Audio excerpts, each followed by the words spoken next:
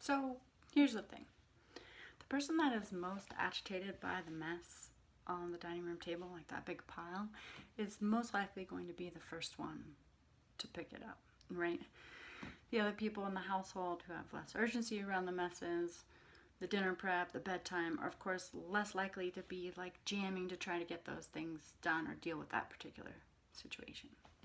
In fact, like, why would the other people in our house pick up the socks on the floor or double check the grocery list or keep an eye on the time to make sure bedtime is still happening at the right time when there's someone super capable, super fast, super efficient, and on the job, which is us, right? Why do they have less urgency about these things? Who knows? It's like a bigger discussion, really. But more importantly, why do we have urgency about these things? And I think that if we check, for most of us, there's anxiety in there, right? Like, I've got to get this done because anxiety. Or there's like dread, like, oh, if the kids don't get to bed at this time, like, what's tomorrow going to be like?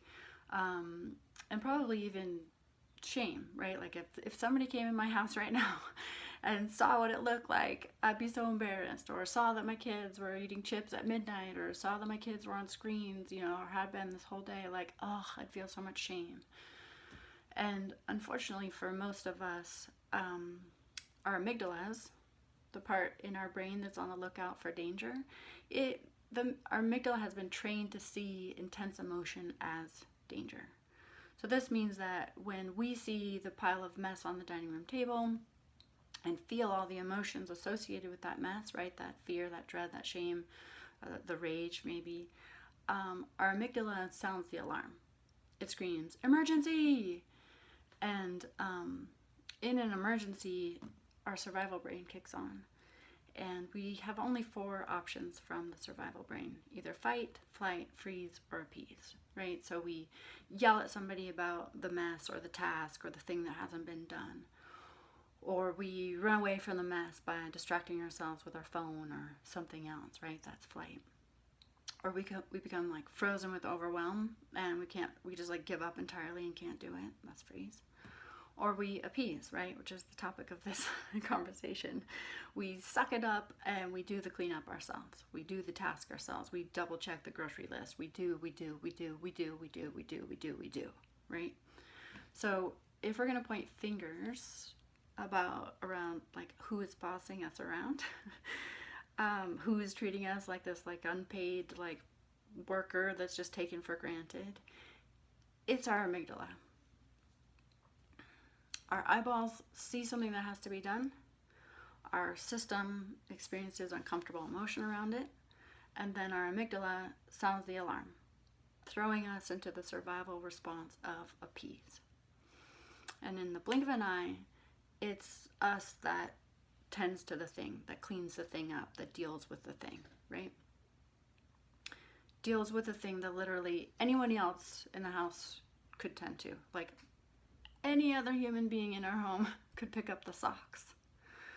But in the blink of an eye, it's us because of this sequence. Our eyeballs see the thing, our system feels the emotion, some of which predates this situation, part of our childhood, the shame, the anxiety, the fear, the dread, the rage.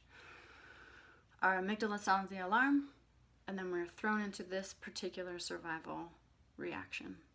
And we do it. We do it without asking, we do it before anybody else. Are there discussions to be had about like equity around household duties? Yeah, probably. And are there discussions to be had with the kids around what responsibilities that they can take on? Sure. But if our amygdalas fire off the alarm bells when we feel intense emotion, it will be us that does the task. Those conversations, those discussions, those agreements, those will be for nothing if our amygdala shoves us into action before anyone else can move a muscle. So obviously the first step is to retrain that amygdala. Teach it that the socks on the floor do not constitute an emergency. Teach it that whatever rage, whatever shame, whatever anxiety that we're feeling around this thing inside our household is not an emergency. And then at least we have a choice, right? We have a choice around whether or not we pick up the socks. Because for most of us, it is not a choice. We're just doing it. By retraining the amygdala, we have a neurochemical say in what happens for us. And that is emotional sovereignty, really.